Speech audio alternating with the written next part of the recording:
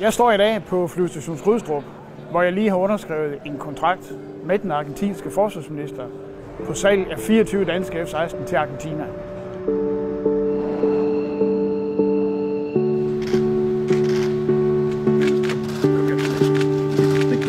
This contract, this purchase means a lot to us, really. It's a game changer, it's a milestone.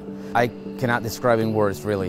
You can tell by the faces of my guys here how excited they are, and this is a real important thing for Argentina especially. Når det her projekt er lykkedes, så skyldes det, at vi har en gruppe af super professionelle, hårdt arbejdende mennesker, der står bag.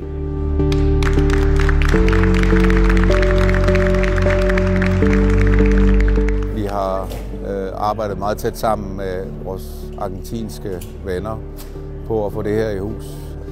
Og hele vores samarbejde har været helt fantastisk, meget tillidsfuldt og på alle måder godt. Og det er en af hovedårsagerne til, at vi står her i dag.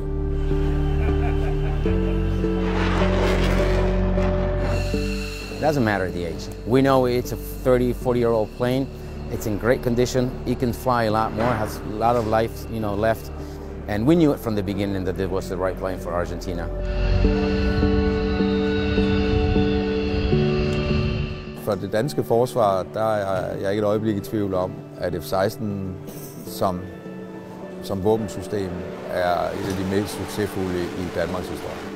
Og nu er det jo så også så fint, at de kommer videre på en god måde, hvor den anden nation kan få gavn af dem, og vi rent faktisk sælger dem ret godt.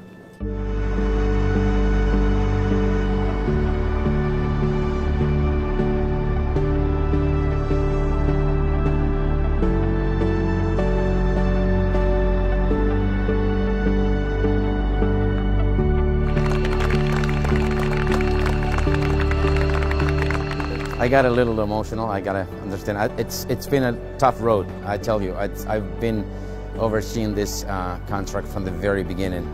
And everything adds up, so we're so happy.